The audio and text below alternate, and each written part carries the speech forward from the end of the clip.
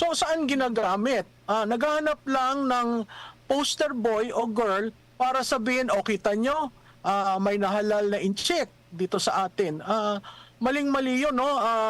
Lalong-lalo na sa politika, pwede mo namang ipa-disqualify yan kung talagang wala ang mga requirements for a candidate. The fact na nakalusot siya at nanalo siya, at on the second year lamang sinabi na siya'y in check, di ba? Problematic ako doon. Talagang politika ang saysay.